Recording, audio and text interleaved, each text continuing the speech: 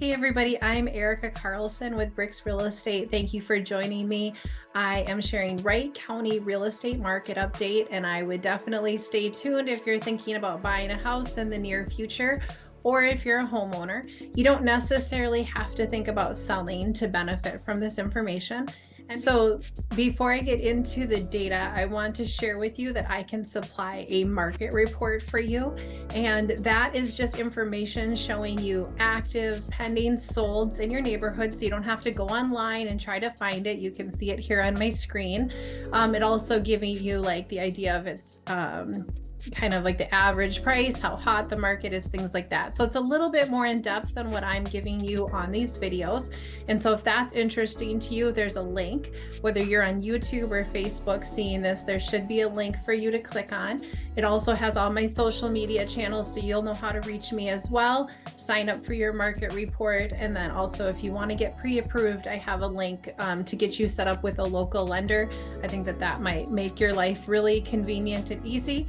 If you don't want to give me your address, there is options for pre-made market reports. I think I have them for Delano, Rockford, Buffalo, and St. Michael area. But again, you're going to get more use out of it if you sign up for your own neighborhood, and you can substitute it for like a work address. So I've given the example of like if you live near Cub Foods in Buffalo and you live near that, you could use that address instead. Whatever works for you. I want it to be helpful. So digging into this week's data, you can see if you let your eye go down the September 7th column, there hasn't been a remarkable change, which is absolutely no surprise. Let's start from the very beginning. It was Labor Day weekend. Lots of people travel. Not a lot of people think about looking at real estate, despite the fact that I will always tell my clients, like, move, go, nobody else is doing it. This is the opportunity to get a deal. A lot of people, are going to put their vacation hours above looking for a house, which I understand. We also had State Fair Week. This is immensely impactful on our real estate market.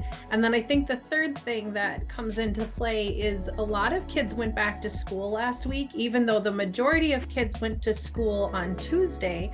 That isn't to underestimate that there's a fair number of kids that went to school, back to school the week before. So this really impacts real estate in a significant way. And we hypothetically might, theoretically, see more houses come on the market after Labor Day. In fact, I listed one this week, just today, because we were waiting for Labor Day. So how many other people did that? I'm sure quite a few. So as your eyes going down that column, notice, a slight change in inventory.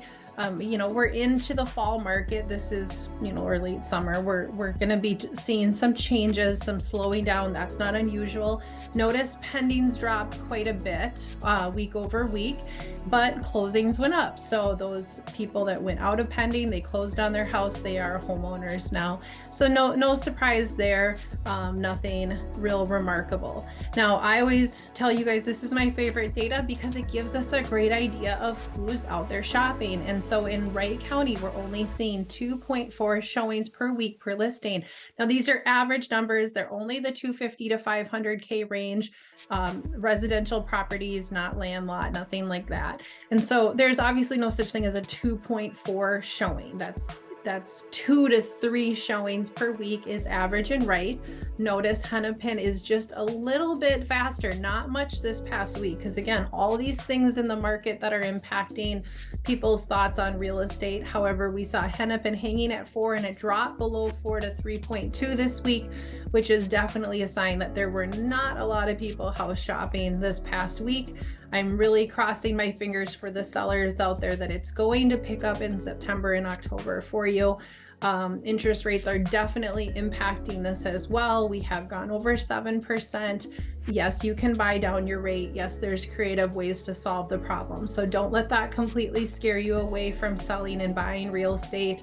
Interest rates are very much fluctuating daily, hourly, weekly. It's very much a thing, and we should be mindful of it. But talking to a good loan officer will definitely help you figure out how to navigate your strategy for yourself. And then lastly, the days on market. Notice it went up on the average, but it went down on the median. So I can't tell you what's accounting for that exactly. Bottom line, if you're selling a house in that price range, you're looking at a couple weeks in Wright County to get that house sold, don't let that scare you away, because everybody's in the same situation. And then this is the absorption rate, which is a month behind. So I kind of feel mixed about sharing this data, but it's the best I can do under the circumstances of what I have access to. And so you look at the last 3 years, the previous 2 years were red hot, even in August, which really surprises me on the 22 data, because while I continued to be quite busy personally, I kept feeling like things had really started to slow down by this point. Interest rates had gone up, and I could just feel it. People just weren't shopping with the same level of gusto. They weren't as excited about it. So I'm very surprised to see it was the same as 21. And if you're trying to process the data on the screen, what it's saying that is if we didn't list one more house in Wright County in 2.4 months, we would be completely out of inventory. We would be at 0. So on here, it's saying we're a seller's market. Just so you know, it's more of a balanced market when you look at everything overall. It's not like there's one thing we can look at to determine if it's a seller or a buyer's market. We are seeing multiple offers. It's not unusual. Will somebody get 40 showings one weekend and 10 offers within 5 hours of listing their house like they did during the pandemic? Absolutely not. You should not expect that. You need to be very careful what comps you're looking at. I mean, people all the time, it's very innocent, but they're looking at data from 3 years ago. They're looking at data from even 6 months ago. It's not the spring market anymore. We have to look at where prices are evolving and things are changing a little. All right, I am going to go off on a little bit of a tangent about third-party websites for just a moment. I hope you will stick with me because I think that this is valuable information. We've definitely talked about third-party platforms like Zillow and Realtor.com, or even websites like mine is considered a third-party site, even though I'm a real estate agent.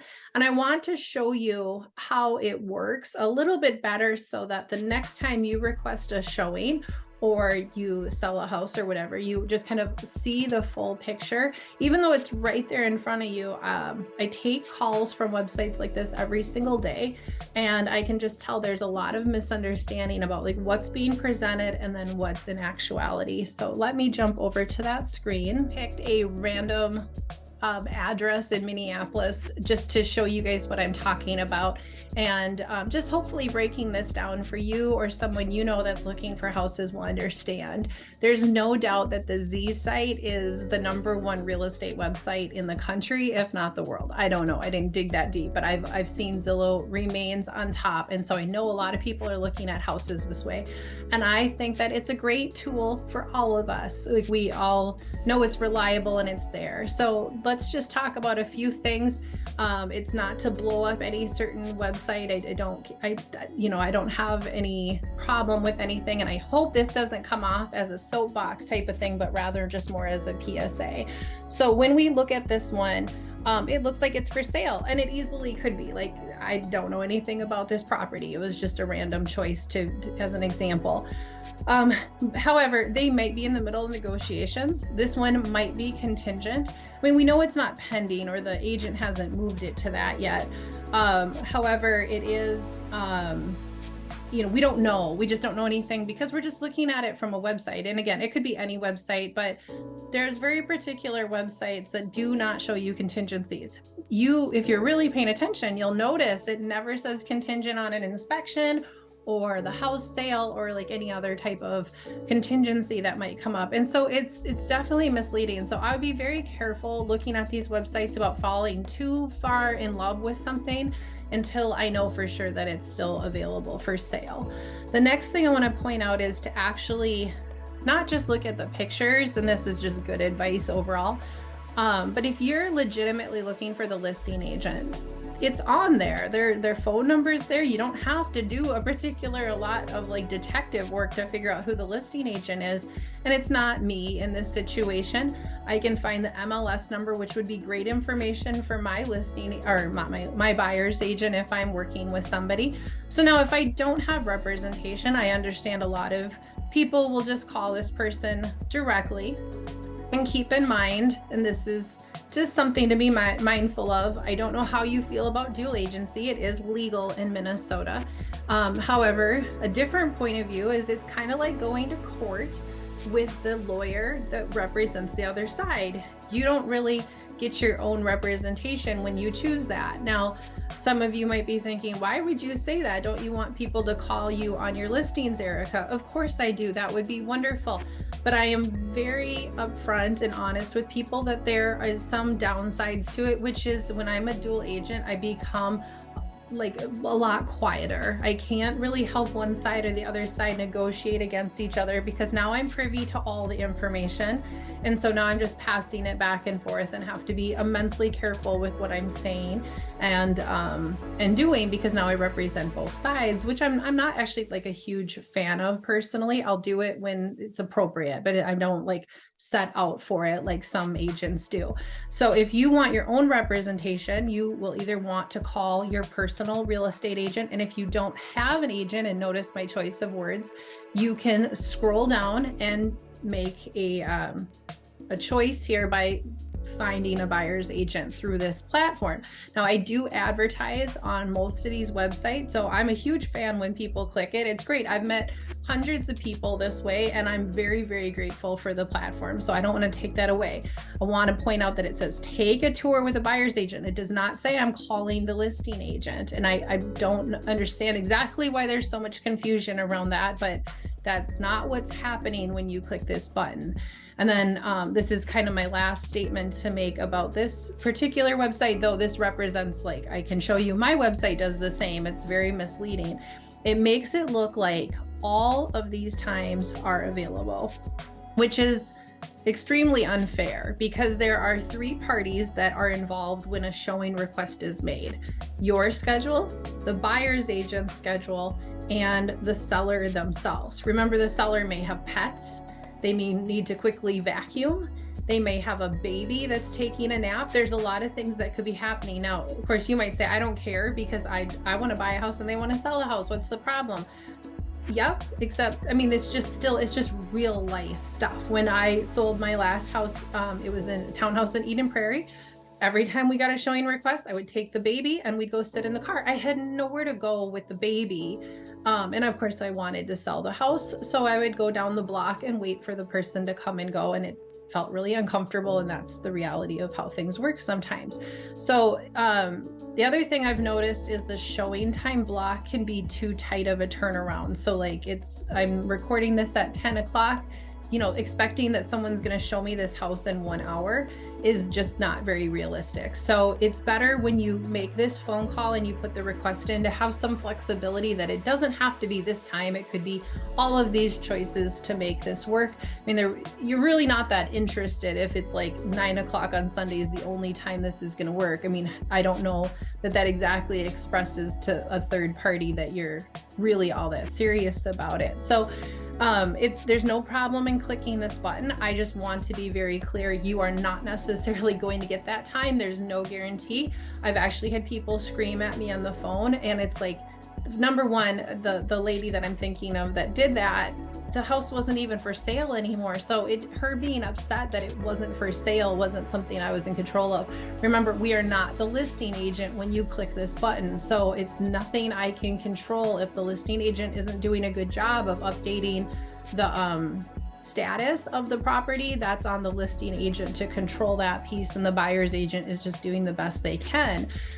So when you click that button, you're going to get probably connected into a call center for most of these big websites with the big names, and then they're going to transfer you to a local agent. And a lot of times you can figure out who that is, because if you scroll down, and it's not showing on this one, but back in the day, oh, there it is. These personal guides, they'll show you when you scroll down are the agents you will most likely connect with. So you can kind of guess at that. And then they've got a lender referral for you too. That's great. Those are the people who pay for advertising. Again, I do it. I'm not judging. This is a great way for us to connect with people. And I do hope that information is somewhat helpful to you. So if you have an agent, call them. Like, it's not okay to call one of these people. They're going to want your business. They're going to expect that you're working with them and that They're not just running across town. They don't necessarily live within a 5-mile radius to let you in. Again, they're not the listing agent, so they don't have any skin in the game on whether you buy that house or another one. They just want you to get the house that you're going to be happiest with. So if you have any questions about how those websites work, I do hope, I probably covered it far too much. I appreciate the opportunity to talk about those things, as much as, that would be helpful for you. I don't know. I'm kind of at a loss of words there. So anyway, I have a website that also will let you set up tours directly. It's iHeartMPLSMinneapolisHomes.com. A lot of these websites do. Just kind of keep in mind that those aren't promise times. They're not connected to our program that we use to set up showings. So it's very much like a little bit of a false narrative that it's expressing. I do find that frustrating and wish I could remove it, but I'm not in control of, thousands of real estate websites. And so just read carefully when you're clicking on things, or just reach out to somebody like myself directly. There's lots of fantastic real estate agents that would love to talk to you. And I'm definitely one of them. And I appreciate that you made it to the end with me, and I will see you next week. Take care.